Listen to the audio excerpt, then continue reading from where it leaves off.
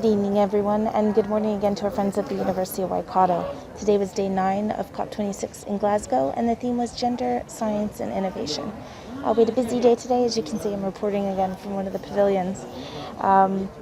So I will try to give you some quick reflections on some of the sessions today. One main theme on gender, which was advancing gender equality and climate action. And this was a really good talk. It was a bit long. It was over 2 hours, but it was split into 3 panel discussions with ministers from various countries, world leaders, youth climate activists, feminist climate activists. And so I do encourage you to check that out if you get a chance.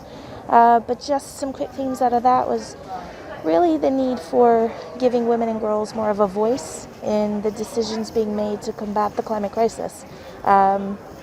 And really investing more in their education and empowerment, especially in rural and poorer areas where women are more disproportionately affected by the climate crisis than anyone else. So again, really good session. Do check that out.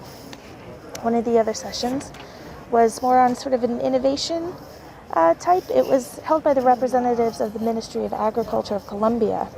And they were looking at value chains in their agricultural industry by working with growers and ranchers right from the beginning and then all the way down to the consumer. And so what they really wanted were more nature-based solutions and more effective financing along the entire value chain. As one minister put it, he wished he had sort of a Tinder matchmaking app between links in the chain, such as growers or ranchers, and financing resources. So that was just a sort of interesting way to look at trying to make the agriculture industry in Colombia more sustainable, and their goal of being net zero by 2050.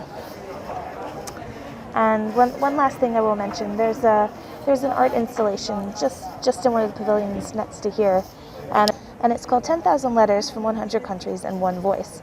And this is letters from 10,000 different children from around the world to address the leaders of COP, not only the leaders of COP26 and the negotiators here, but really to the rest of the world. And it's their hopes and fears and dreams about saving not only the planet but their future.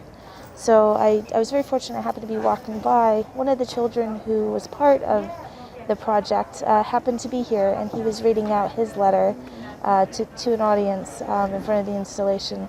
So that was really inspiring to see that they are including also children's voices here. Okay, I think I've spoken enough. For today, we spoke to 2 more youth climate activists, and they just want to tell you about why they're here at COP, what they're doing, and sort of what they hope to get out of it. So I'll let you get to that, and we will see you tomorrow for day 10 of COP26. Hello, I'm Marina Porto. I'm the co-chair of the Youth Policy Advisory Council of the Sustainable Ocean Alliance. We work with 2 main policy campaigns, the seabed mining moratorium and the Global Blue New Deal, and developing a Global Blue New Deal. We try to combine youth voices and bring inclusion. So here at COP, I am particularly interested in following the conversations around ocean health, but I would like to see more action and more real action plans from the government in inclusion of this important ecosystem in more climate solutions. I hope to bring a little bit more of a youthful energy into these debates. I hope to really hold our global leadership accountable for the ways in which their systems aren't working for the people and building on the ways that they are. Studying a bit about agriculture and indigenous knowledge, I really think that we need to work all together to bring different forms of knowledge to the table at this conference and make change so that people don't have to get much younger than me and other university students that are here right now. So we're hoping to get a lot out, and I'm hopeful. One conversation at a time, one connection at a time. All the work that we're doing, like we know and like we study, is interconnected to everything else. So what we look for is going to come back for us. So Thank you. just a nice word of encouragement here today at COP26.